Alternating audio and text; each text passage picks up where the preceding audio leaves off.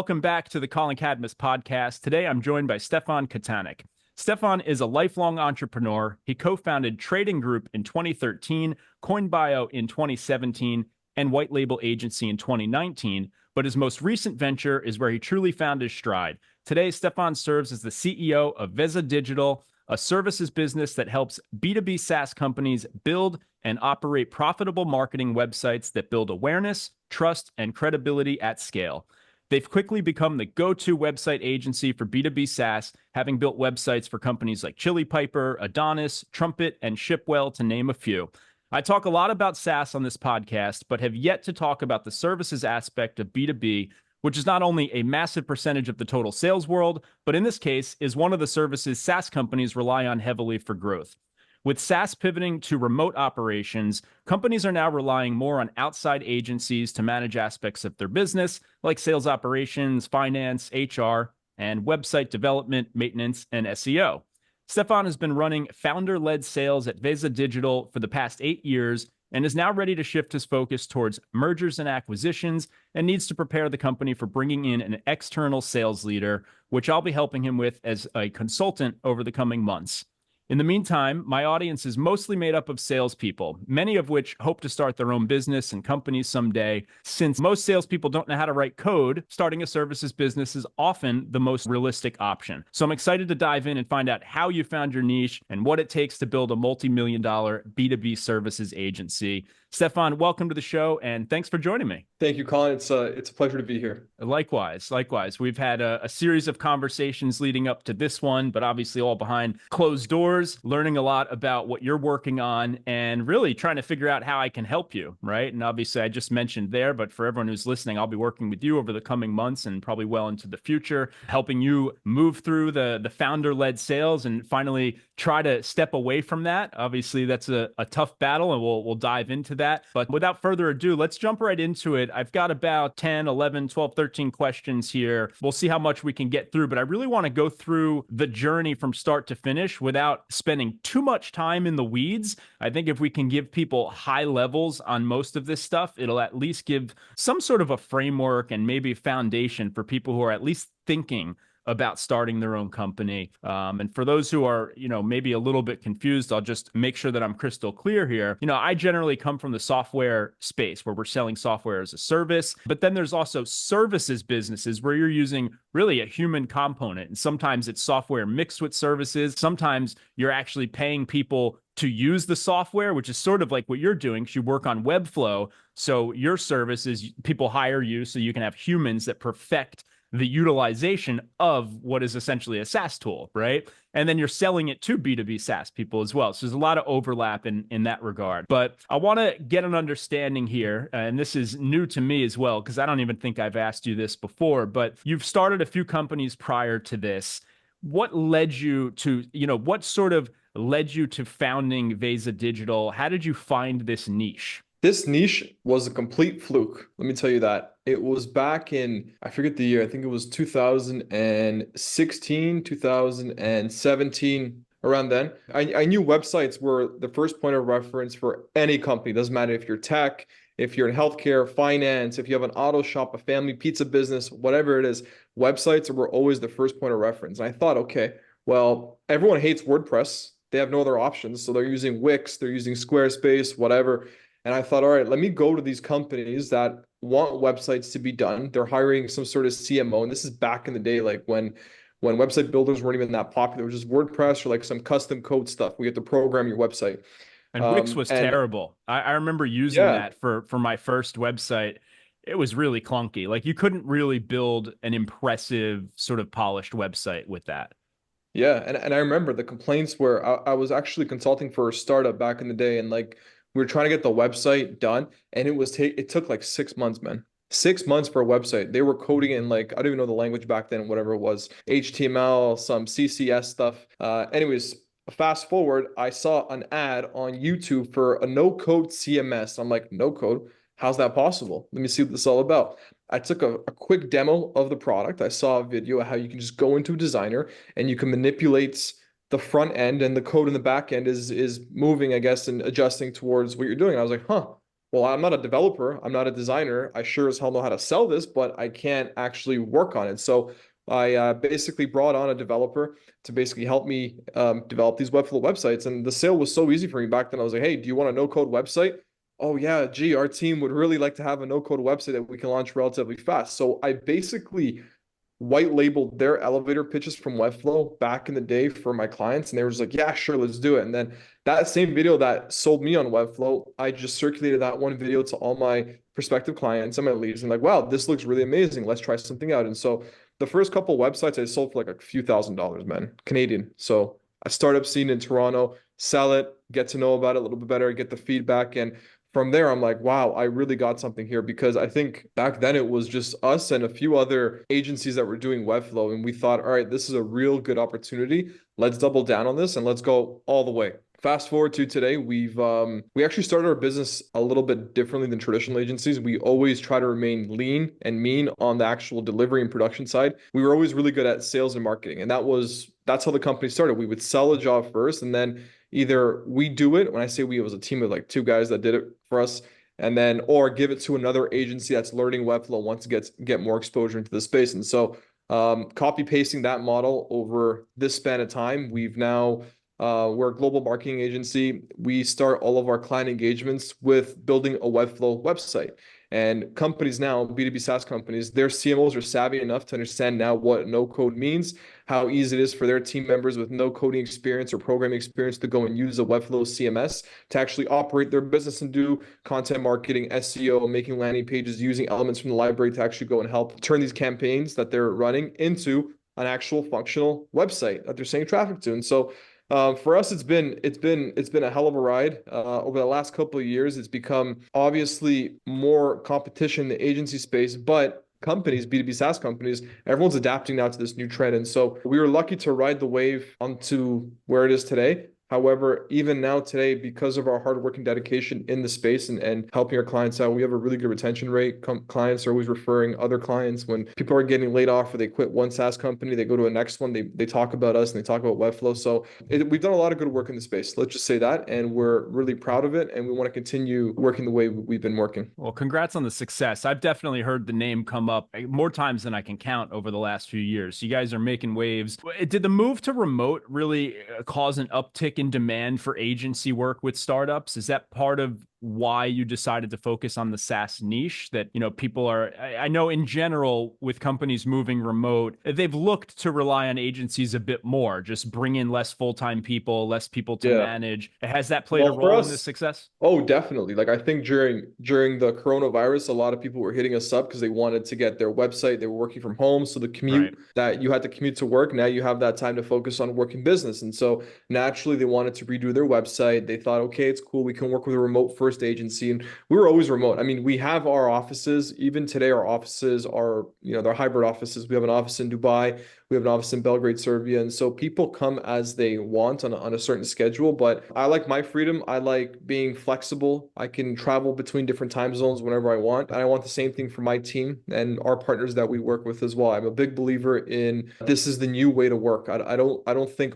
going to an actual office space, unless there's like a team meeting or some sort of workshop happening, is necessary, because for me, I know it limits my way of thinking and how I want to think. It's just pattern behaviors. And so I like to change environments all the time. I like to have flexibility, and I extend that flexibility and freedom to all of our employees at Veza. Is that how you decided to focus on the B2B SaaS niche? I imagine in the beginning, you were probably targeting other types of companies, right? Oh, dude, in the beginning, it was like, it was literally a blue ocean. Whoever we targeted, we almost got them because they saw how powerful the no-code CMS was. However, in the last, I'd say since 2019, we noticed a trend that we started getting more inbound leads on our website from B2B SaaS companies. And obviously B2B SaaS companies, those founders and those teams, they're usually early adopters because they have an early adapted technology that they're launching into the marketplace. And so we customized our strategy now for go-to-market, and we basically targeted these individuals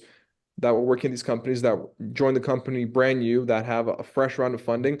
We know that usually their first initiative back then is the website, or was the website. And so we would target them in a way where our messaging was always spot on. We know exactly who our ICP was. And so, we took traditional metrics that venture capitalists look at. How much money is going to an industry? Where's that money being spent? How many hirings are happening in terms of marketing departments across the different series of funding at what company stages of growth? And so we knew exactly what the pain points were because we had all these reference experience from my personal vendors that I did outside of Veza Digital, our colleagues as well. And then, of course, working with the clients in our portfolio, we know exactly what kind of struggles they have. And so when you address these problems with benefits that you offer, the sales cycle is much simpler and you know exactly what they need and the price they're willing to pay, because not everyone wants a cool website. When you get a cool website, it boosts company morale. That's the first thing, because you get everyone involved in it. It's a stressful project. Number two, you make the CMO or the VP of marketing look gangster in front of the leadership and the investors.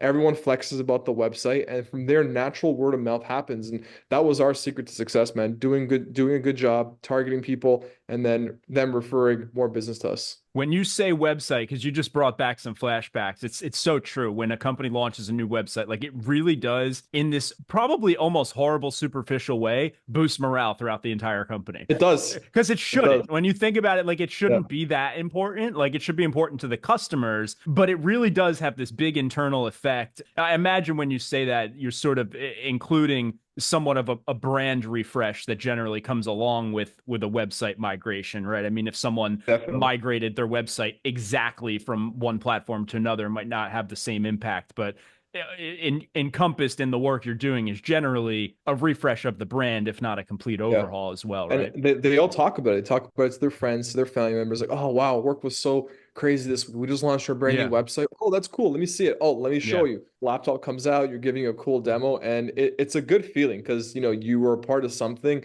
that is usually the first point of reference for your company, and you can say, I was a part of the success today. Yeah, it is a lot of fun. I remember doing the rebrand at both Doctor.com and Aircall. And, I'm on VP of sales. Like I have very little skin in the game of refreshing the website. I mean, at Doctor.com, I was very involved in writing the website copy because we didn't have a VP of marketing or a CMO. So that was sort of like, I was helping to put together how we were going to talk about the different products and bundle them and what language to use. So I got pretty knees deep in the process there. And it's insane. It's long. And especially if you don't have an agency, we were doing it internally, but we did have one or two people that were from outside that were sort of guiding the whole thing. It wasn't a full agency though, but at least some people knew how to follow the process. But I could only imagine some of the messes that you probably walk into. I imagine some people come to you and they maybe are already trying to do it themselves. And maybe they're running into a ton of problems, or they tried to do it themselves and too many cooks in the kitchen. I remember that was like the big topic. That was the big thing, was like, we all have our own opinions. We're never going to agree. And if we try to please everyone, you pretty much end up with a bad website that's all over the place. And design being subjective how it is, everyone has a different opinion on where like a call to action should be, what color should this be, and it just becomes a spoiled soup when there's too many chefs in the kitchen trying to spin something up. So actually, that's a good additional question to throw in here. The way that we did that, and I'm curious if this is how you do it as well, is the designer asked for feedback at certain phases through the process, not from like the whole company, usually from like a select group of people, but it was always said to us from the start that he will listen to our feedback. It doesn't mean he's going to take it and he's going to make the final, call, so that it all flows nicely together. Is that the right way to do it? That is most definitely the right way to do, because if you do it the other way, and we've learned from our mistakes as well, it just gets prolonged and the morale goes down, everyone gets stressed, and then who are you going to blame? The agency. Right. It's just a natural thing to do. So for us, because it's so subjective, we try to let them know that's unlimited revisions. Like, we'll listen to you for as long as it takes. However, what we know B2B SaaS websites, we know what people are looking for. We know the current trends because we help set the trends. And so for us, we like to take the lead. However, the feedback, the iterations is something they work with. And our process is very simple, man. Like, we give them 3 to 4 different homepage variations within our framework, and they might like sections from the first one, they might like sections from the third one, even the second one. If they want to combine different sections into a fifth version, they can for sure do any of that because we set the framework and the design system to work within. So we give them a fingertip feel as if they're the ones leading the project. However, they're working within our sandbox environment of what we believe is going to set the brand up apart from the competition and get them ahead. Well, the websites really do stand out. What was it? Was it Chili Piper just today? What won an award from Webflow, right? For their They got brand nominated. overhaul? Or I saw Yeah, it. I saw the post come out. Yeah. nomination, and it was such an honor for one of our oldest clients to be nominated for something that, it was an initiative they had. They want to do a brand uplift. They want to do it quick, and resources are obviously limited. They're a sales organization. They want to get to market relatively fast, and so we had to put our best guys in the team to get this to be done. And so when I saw a nomination, I was more proud and happy that they got nominated than Veza being nominated for like agency of the year or something like that. And so that to me was a true honor. It means more for them and for us, and just that speaks volumes. And so we're super happy about that. Yeah, I love their website, and I've been a Chili Piper fan for a long time. So that was one of the logos that definitely got my attention, and I Yeah. think that's probably who I heard first mention you guys was probably them. But anyway, let's jump back into sales. I think we got a good bit there on what you're doing in terms of the actual work. But I want to rewind a bit here. How much sales experience did you have before you got into this? And I know looking at your resume, I mean, you did some co-founding, you had I think a growth role earlier on.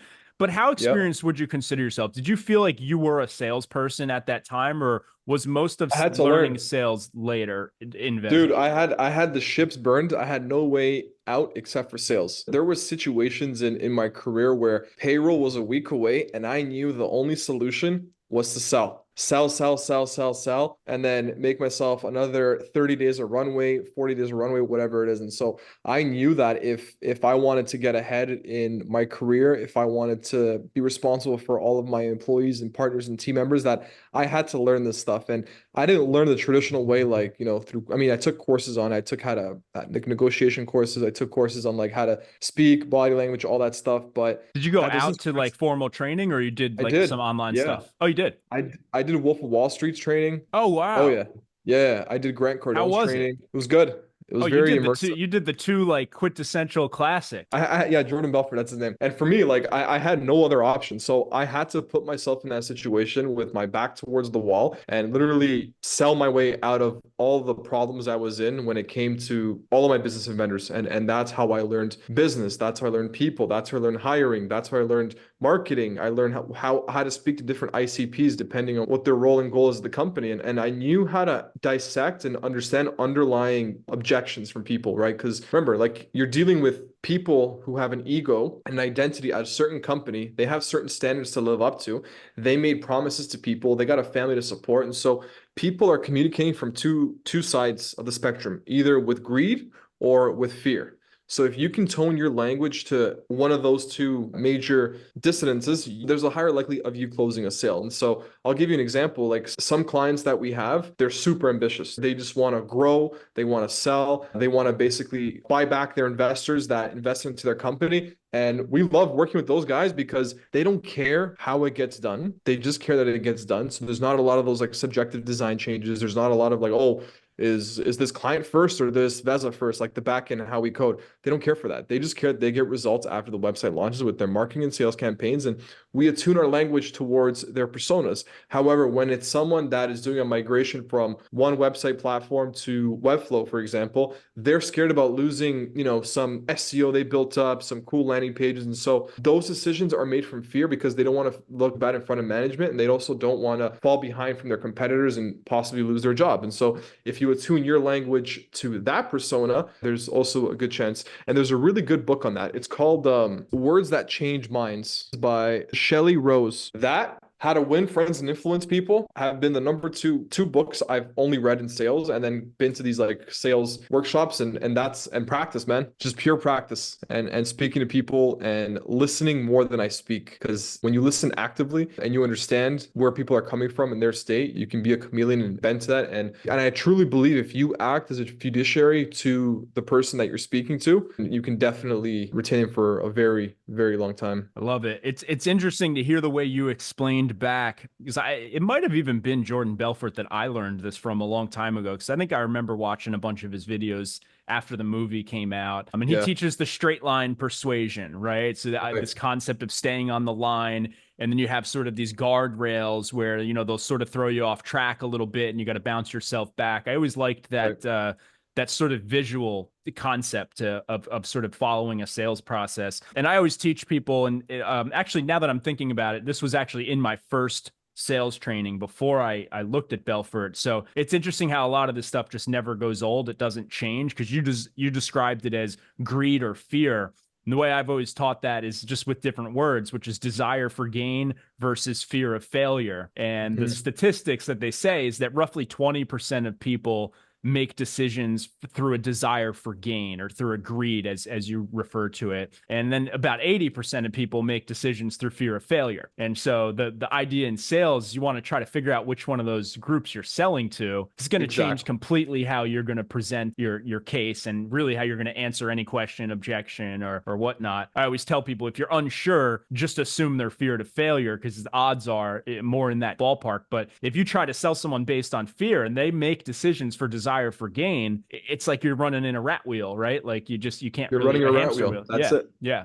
That's exactly it. Okay, cool. We kind of jumped into number 5 here, which was what's been the key to perfecting your sales process. But is there anything you want to add to that over time? I mean, it sounds like the training was foundational in you getting started and then honing that ICP. Is there anything that you would say has sort of become a helpful routine in sort of iterating the process? Do you have some sort of a schedule in which you will sort of revisit it, or has that evolved over time? It's definitely evolved over time, and a schedule is much needed. You're playing the great game of business and sales, right? Like, you always have to sharpen your skills, constantly be improving. And I have a thing where I get better every single day by 1%, whether that's in finance, sales, marketing, the M&A stuff that we're doing, networking. I want to always make sure that I'm always 1% better than yesterday. So for me, what's important, and what I try to tell my team and reiterate constantly, is you got to keep learning. Keep learning from the certain books that you read. If you have to reread them just to refresh yourself, do it. If you have to re-listen to a podcast to understand it better, do it. I constantly revisit our process for sales, and it's very simple. We get a lead on the website. So it doesn't matter if I'm taking the call or one of our account executives are taking the call. We have to research who these people are. When did they start the company? What's the company all about? What's their product about? Who are their competitors? We do all this stuff preemptively before we actually get on that sales call or that introduction call. And our introduction call is very simple. We state to them that the purpose of this call to see if we like each other. Life's too short to work with people you don't like. And for us, it's really important that we work with good clients that we know we can get results for. And we're here to help you every step of the way. What can we help you with? That line alone has taken calls that are supposed to be 30 minutes to be an hour. Sometimes our longest call was almost an hour and a half with some current clients today that first start off like that. And when people understand that they have to sort of qualify themselves on why they should be working with you, you're not doing the sales anymore, my friend. You're essentially interviewing them if they should be your client or not. And that changes the full dynamic. And to get to that level, it definitely takes confidence. And that confidence comes from competence, to know that you and your team are so sure that you can get them results that they have to qualify themselves to you to see if you're willing to take their money. Confidence comes from competence. I like that. So this reminds me a lot of how I sell. I guess we've been going back and forth, basically playing the same game on each other, right? We're just getting to know each other. And for the most part, I mean, there's obviously an element of like, can I help you? And you're trying to see, can he help me? But a lot of it is like, do I want to talk to this guy, multiple days a week? Are we going to have a good relationship together? It's going to be fun. Are we sort of cut from the same cloth in some regards? Doesn't mean you need to be in all regards. But yeah, that matters a lot. And I think that if that's catching anyone by surprise in the audience here, it's probably because you're not working in a services related business. And in software, you can kind of get away with not caring so much about that. You really want the best software, and you don't care maybe that much if you like the person. Obviously, it always helps if you like the people, but it's far more critical in the services business because you're really going to be interacting with the people. The people are the product. And so the product you're selling is not just the results of your work, it's the interaction every step along the way. For anyone who's ever gone through a rebrand or a website overhaul or any sort of operational project, there's a lot of details going on. You're tracking a lot of stuff. You have to communicate a lot on feedback, on all sorts of different tedious little things. So you're really in the weeds with these people, at least for a few months of deep work. And so it makes sense that you're selling that way and putting that as the forefront of like, do we even want to work together? Whereas if you're selling software, you might not even You care. want to work with them. Yeah. It's Yeah, just you want to about work with them. transaction. Exactly.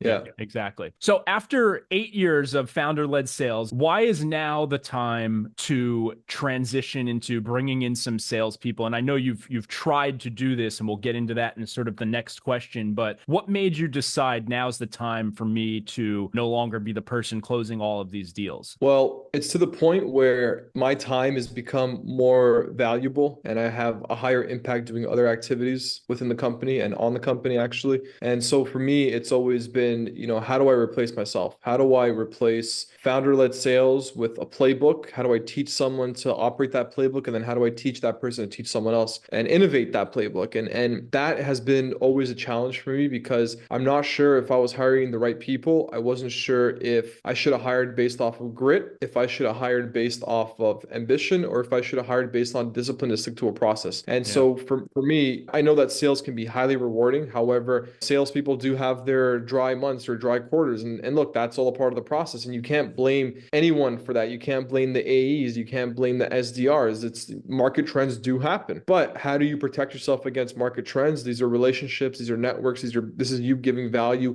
and continuing to actually go and build that relationship and not just fully give up. And I think that a lot of people have a nearsightedness when it comes to coming on board any sales position and trying to sell. It's just like, yeah, let me see how the first 3 months goes. And look, sales is not for everyone, but for those who want to make a lot of money, who want to have some sort of financial freedom, sales is one of the only ways to get there. And to me, it's always been something I can lean on. Doesn't matter where I am in life and what I'm trying to sell. I've sold millions of dollars of website deals and annual marketing deals at Veza. I can go and I can continue selling the way I sell in other industries and other categories because it's a lifelong skill that I learned. I think that people, if they want to get into this career path and being a sales executive, VP of sales, whatever you want, you have to stick to a playbook. You have to innovate that playbook and you have to do the basics. Reaching out to people, practicing how you speak. If you stutter, if you mumble, if you say, all that stuff, put rocks in your mouth and practice. Like you have to consistently work on yourself. And,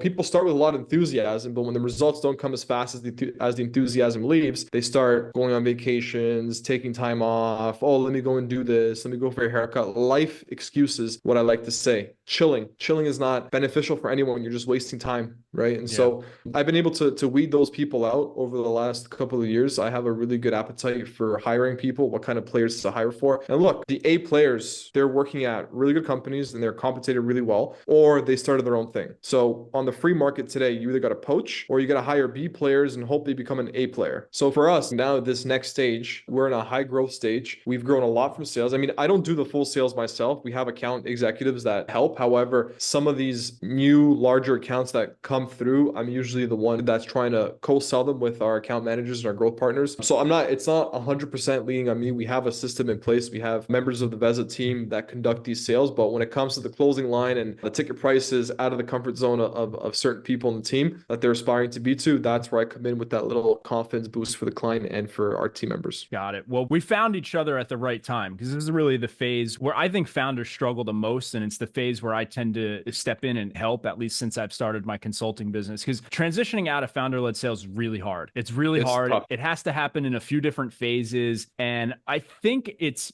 almost like, unless you've done it before, it's probably just a bad idea to try to do it alone, just generally speaking, because the mistakes you'll make, there'll be lessons that you learn that eventually you'll figure it out. But trying to figure out those mistakes along the way can be tough. And I think you hit the nail on the head when you said, like, I don't even know what to hire for. Am I hiring for grit? Am I hiring for experience? Am I hiring for discipline? Like, what's the right person? Because all of those are important in sales, right? And so being able to figure out how to navigate that is tough. And it's usually happening at the same time that you have a massive workload of other things building up, right? Like mergers and acquisitions or whatever it is that you need to be working on. So that can make it tough for sure. So you've tried a few times to hire salespeople, right? And you've brought some people on.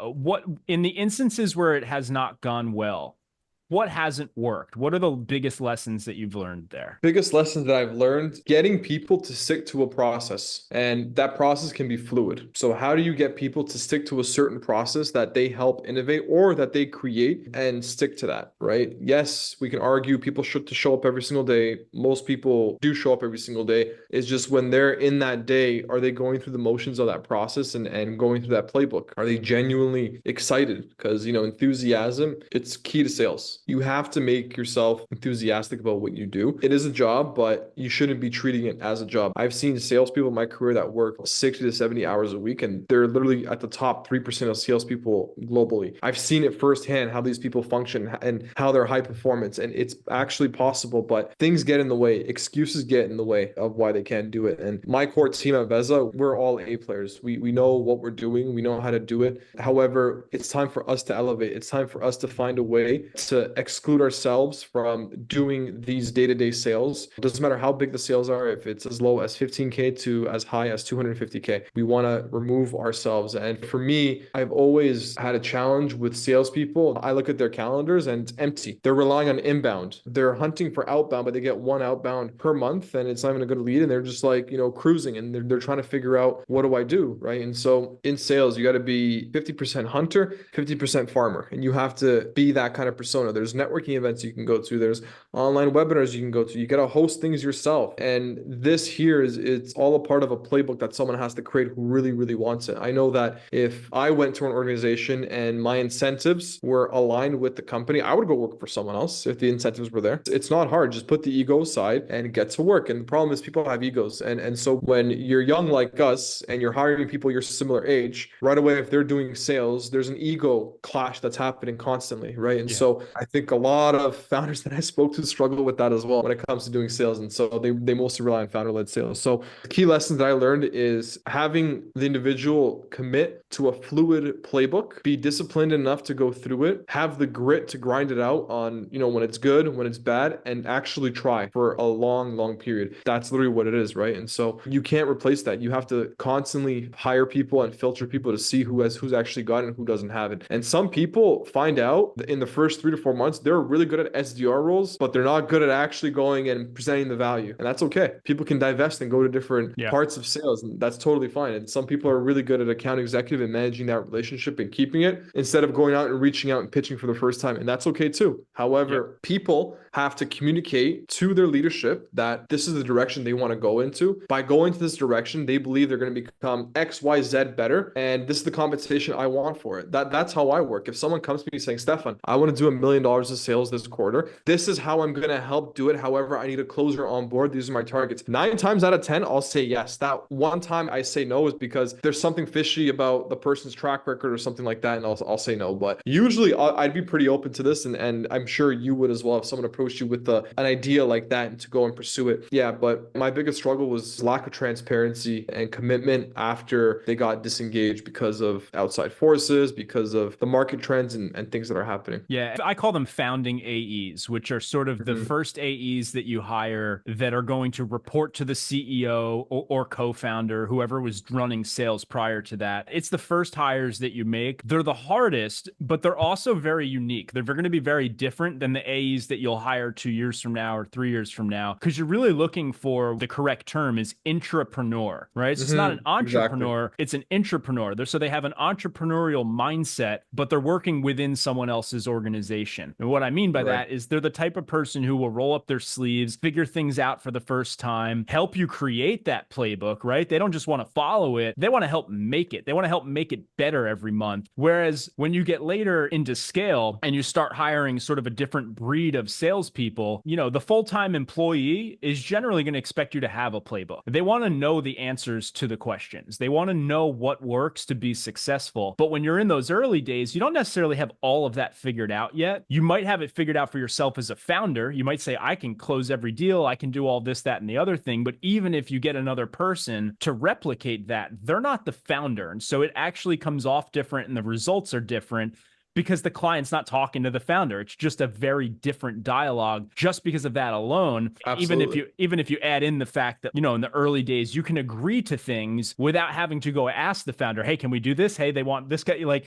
you can just do that, right? And all of those things make founder-led sales actually easier than when you go try to teach someone something. You're like, well, this is how I did it, but I can't really teach them to do that because they can't do that. And so like now you're like, oh shit, it's really not the same playbook. It's a different playbook that hasn't really been written yet. And we need to figure out how we draw those lines and how we teach these people, here's what you do. And here's what happens when you get in a situation where you don't know what to do, or you can't do it without asking me, like, here's the people you go to, here's the process you follow. And all of a sudden you're rewriting the playbook from founder-led sales to bringing in these new AEs. And so that's what I'm going to help you with. That's a piece of it at least. But then there's the next phase, right, where you have to now bring in leadership to manage them. And usually that's when you get to about 5 AEs. The CEO or co-founder can manage about 5 AEs.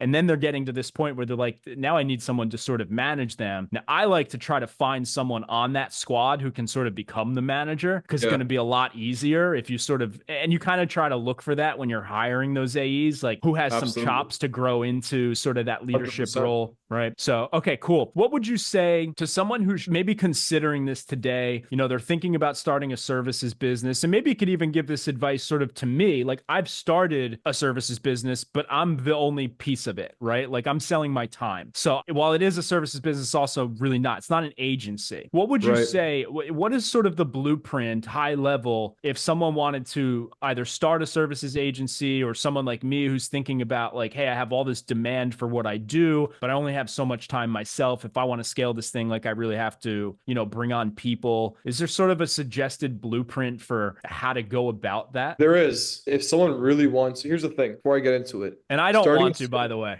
I know you don't want to. I didn't want to either, but it just happened. If you start a services-based business, it's really easy to get into. You're essentially selling knowledge, hours, and time, right? You're selling either your time or a team of people's time with a markup. And what justifies that markup is the experience, the brand, the guarantees, and the promises you give to that client. And the client sees that and says, okay, cool, here's the money, now go and deliver. The delivery part is usually where people struggle. It's easy to sell it. If you know what someone wants, you sell it to them, you sign a scope of work proposal, whatever, you get the money in, at least 50 to 60% of it in. The rest of the work, you don't have to deliver. So you got to build the people around you that you can trust. Let's back up for a second.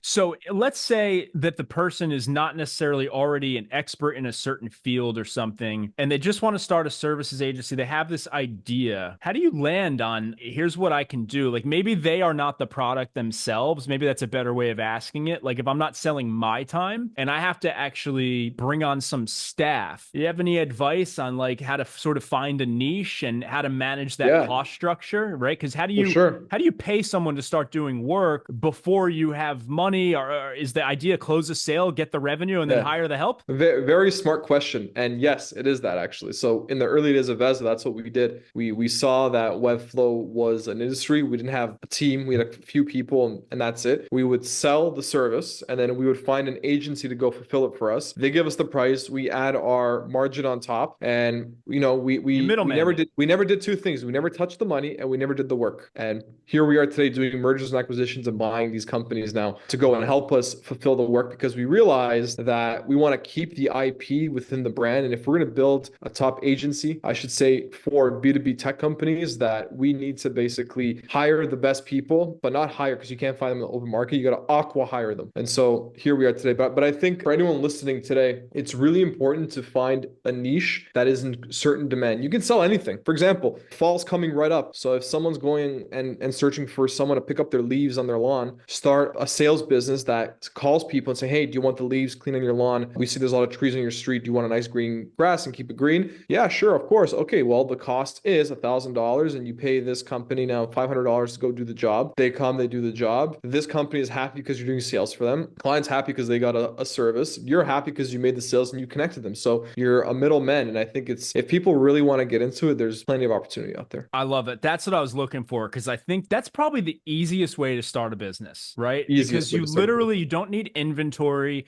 You don't need a product. You just need to know how to sell and market something. And then it's just, like you said, find where there's some demand, where there's there's a problem and you can go do it. And I mean, I started this as a kid, right? It would snow outside, school would be canceled. I'm grabbing my shovel and I'm going up and down every street and knocking on people's doors, asking if they want their driveway shoveled. And I did that too. We didn't even have a price. You know, they would like just pay us whatever they would pay us. We were like, would you pay us to shovel your driveway? And a lot of people are like, no. But some people are like, hell yeah, we'll pay you. I always sold stuff. I have a funny story. When I was like 14 or 15 years old, my parents took us to this one like park where we go for like a picnic, volleyball, soccer, basketball, and just like barbecues happening, pool, just a bunch of fun stuff. And in the middle of the park, there was this community center. And in the community center, they had vending machines, right? And so in the vending machines, they had like your regular Gatorade, Powerade, water, all that kind of stuff. Did you buy it and then walk around and sell it for more? Basically, yeah. I would take my dad's cooler, which has ice inside, and I would put it in there. And I'd be like, I walk around and I would sell it for like $1 more because one, I open it for you. And then two, I bring it to you. And they're like, oh, wow, thank you. But I guess I was young and they saw the young hustler in me. So a lot of people supported and paid because of that too. I mean, I would, if I saw a kid hustling like that, trying to make $1 in every beverage that he was selling, I would actually support it. You know, I think it was a good initiative. And so I always knew that I was good with people. And I always knew that I was like a full stack salesperson because I can do the SDR stuff. I can do the account management stuff. I can do the growth partner stuff. I can teach it as well. So for me, like I always knew I was a full stack salesperson that was able to address every part of the sales process in any kind of scenario. Dude, I've been in some very sticky situations and negotiations about whether we can do a certain capability or not. I know that we didn't immediately have access to it and that we would have to get access to it from another agency that I didn't hear back from yet. And that sales call is happening, but I'm speaking to the agency the next morning and I would go and sell it. I would go on the call with the agency, like, can you guys figure this out? Oh, we got to let you know. We got to speak to this other agency. And then right away, I would push and teach them how to go and sell and get their capabilities in line to close this project off. I've had a lot of situations and it's the situational awareness in sales that you can't teach. Yeah. That's all experience. Bingo. That's like, you gotta have a fingertip feel for it. Yeah. And to some people, it comes naturally. To other people, they just need practice and eventually they can find their stride. There's definitely some people that just can't do it too. Your story is funny. It reminds me of, there's this video on YouTube. I think it's called Kenny Brooks, the best door-to-door salesperson. And it's this guy who goes around selling window cleaner. He has this solution that you put into a bottle with water and it cleans anything. And, you know, it's the most ridiculous thing to be selling. Like no one needs this, right? Like everyone has something to clean, but this guy crushes it. And it's because he's so funny and his personality is incredible. And he has a joke for every objection that they have. Like he has a literal comedic joke for it. And by the time you're done, like just hearing him, you're just like, oh my God. And then they're like, and then the guy's like, what are you selling again? Cause he was laughing so hard that after the whole pitch, he forgot. And he goes, personality. and like, that was it. I'll never forget that. I watched that in sales training. It's probably still circulating out there on YouTube. Okay, cool. We hinted on mergers and acquisitions there. Is there anything you want to add? I think you basically answered the question though, which is that this is the time to acquihire and this is the best way for growth. Is that the main reason for mergers and acquisitions? Is it more about acquiring talent or is it more about acquiring pipeline and customers? Both, actually. Well, I mean, we have the pipeline, we have the customers. So for us, we're looking for the talent that can go and operate that. For us, we're looking to add more capabilities to the team and we want to expand now horizontally in terms of the capabilities. Vertically, in terms of pipeline and types of clients, we will be doing that at a later stage. However, now for us is we want to put a foundational team together that can help scale this thing. Got it. So that makes a lot of sense because in the services business, I mean, again, your product is your people. Well, and if you want good people, especially if you want to move fast, ideally, you're not training them from scratch. You're bringing people in who've been doing this. They have the experience. And so if that makes a lot of sense, mergers and acquisitions going to be the place to do that. Do you have offhand a number one top most common sales objection that you faced most commonly in your process? Yeah, let me get back to you next week.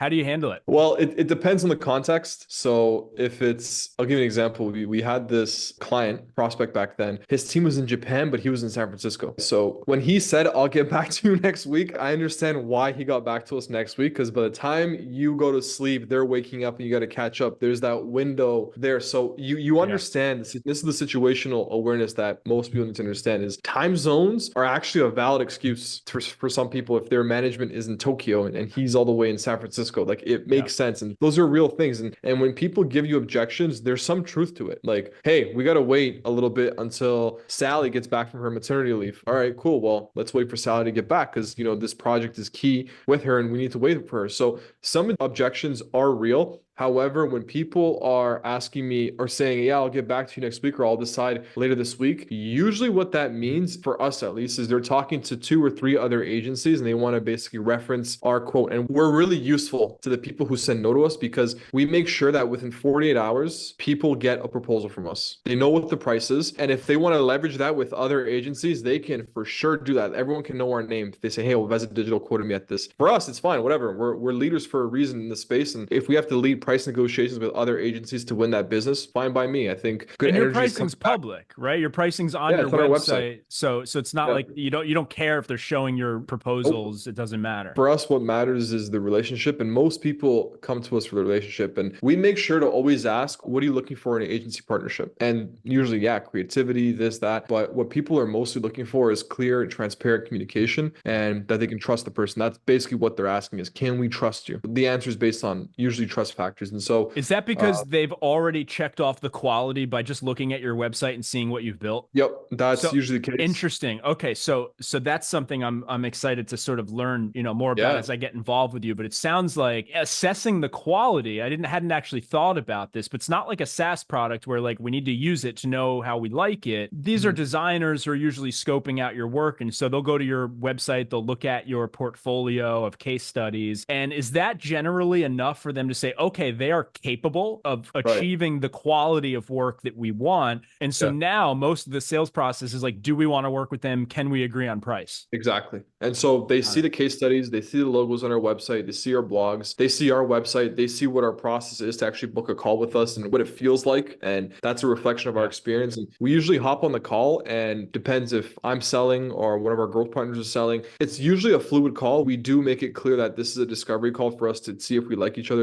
if we're going to work together. And one thing I hate though, it's like the biggest pet peeve of mine, and probably everyone listening to this who's in high ticket sales for a service-based business, is false urgency. Oh, we got to get this done next week. Like we have to get this done. Fuck, if we don't get this done, there's a gun to my head. Like they act like that. And usually when I hear that, I know it's a bunch of BS. Number one. It always is a bunch of BS. Unless they're being honest with you. The way I teach salespeople is very similar to what you said. I mean, first and foremost, you got to get people to like you. People buy from people they like, and people like themselves. So mimic, mirror, match, all that sort of stuff, and build that rapport early on. If you do that and you really are good at making someone enjoy talking to you, and you got to do it, but a little bit, like you have to just have a little bit of a personal riff in there somewhere, touch base on some common ground that's maybe irrelevant to the process. And then if it's the 29th of the month and I'm one sale away from hitting my quota, I don't need to email you and say, I got this discount, it's going to expire if you don't finish by the end of the month. What I can just say is, hey man, I'm going to be straight here with you. I'm one deal away from my goal. Is there any chance, anything on your end we could do to just get this done today? If not, no big deal, but it would be super helpful for me if we could. When you've built rapport, you can do that. You can literally just ask them to do you a favor. Be like, hey, if you can't do it, totally get it, but it would be super helpful for me if we could get this done. That is so much more powerful than telling them the discount expires or that you're going to need to reach back out for approval next month if we don't get this done today. Like all of these BS threats usually rub people the wrong way if they're smart buyers. So I'm totally with you on that. Definitely. The whole building urgency thing is one of those things that's just legacy sales advice. There's an aspect to it and there's an element to it, but there really are just better ways to do it today than the classic expiring discount. Right? Oh, our offer is expiring in 30 days. I don't know if I can get it back. So you're saying that you don't want my money after 30 days? Like, is that what you're saying? You know you'll call them in 30 days and they'll have some new super special deal. It's like retail websites. If you go on, J. Crew's website today, they probably have a banner at the top that has some sort of a sale that expires in some amount of days. And like as soon as that's gone, there will be another banner with another sale that expires in a certain amount of days. And so it's a psychological thing. Exactly. I think we touched on what's the main reason that customers choose Veza over competitors. It sounds like, kind of answering for you based on what you've said there, it sounds like it's really the relationship and the trust factor. I think the quality and everything speaks for itself, but would you say that that's the main reason people are choosing you today? Yeah, there's that. There's our reputation in the B2B tech space. There's the content on our website. A lot of people go through our content before they go and submit a call with us, and that can be case studies, it can be blog posts, it can be exploring different services that we offer. And we have all this data in our HubSpot CRM to see where they actually go and visit. And usually the fastest sales are people who engage with our website and our content and they convince themselves, right? And so, like I said in the beginning of this podcast, your website is your number one salesperson. It's your number one SDR. It's the number one client experience they're going to get. Yeah. That point of reference, that first impression correlates with how you look when you join that discovery call and the first things that come out of your mouth. And from there, they know right away if they're going to work with you or not. And we do a good job where most of the time they want to work with us. It is so huge. And I'll throw in here just to kind of emphasize what you said there. A lot of people, I think a lot of founders, they throw together their own website.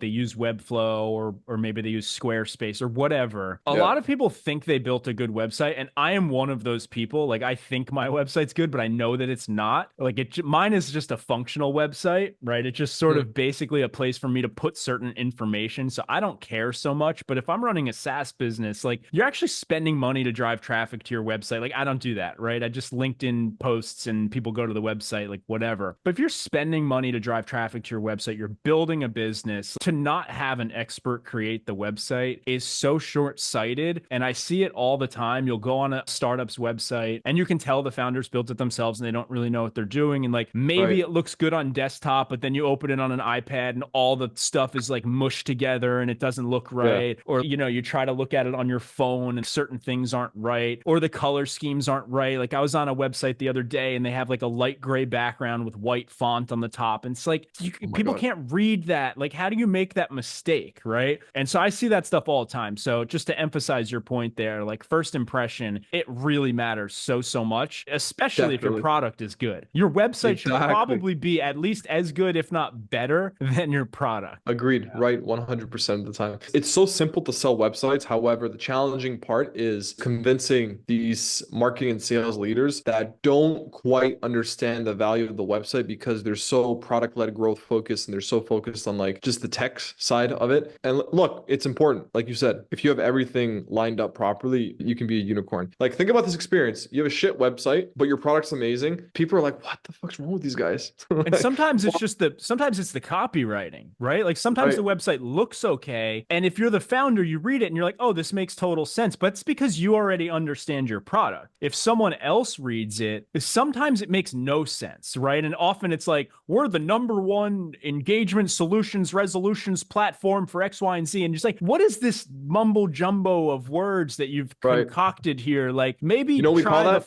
What do you we call that? We call that vanity copy. It's what it is. And half the time it's a sentence that makes no sense to a person that didn't write it, because you're making up all of these words. They're trying to like create their own category, right? And so they're like, you can have a whole paragraph like that. And often that's their about section on their LinkedIn company page, is like this huge blurb. I see it constantly where the copywriting alone is just so bad. They try to use all these big buzzwords. They try to make themselves sound super fancy, lots of AI and platform and this and that. And you can read the whole thing and be like, I don't know what these people do. Like, I have no idea what this software does. And so, even coming down to just revising the copywriting properly and making sure that a random person can read your website and digest what it does is super important. So the last question, what's one piece of advice that you would give to a young salesperson who's looking to start their own company today? Where do they start, or whatever tip was most valuable to you? Yeah, starting your own company, it's going to be tough. It's going to be hard. Especially today, Especially today, you got to find what you're going to be selling, how you're going to be selling it. However, I think that people should try a lot of different things and different techniques. I think if you just find a mentor and commit to that mentor and show up every single day, you'll figure it out. If you truly want something and if you work hard for it, I believe that the universe will give it to you. I'm going to ask for your hot take here. Should people, if they want to start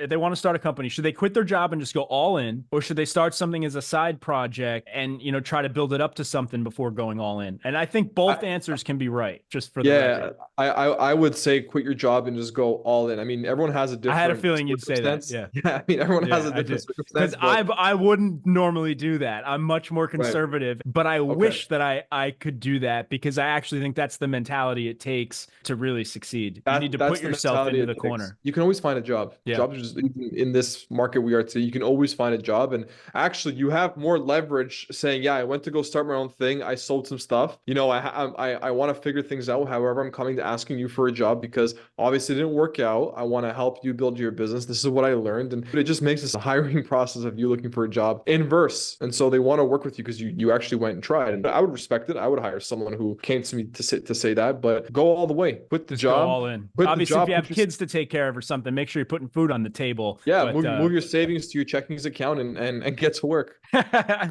love it. Good stuff, man. We'll have a lot more stuff to come as we start working together. Where can people follow you? I know you're on LinkedIn and Twitter. Are those the two spots?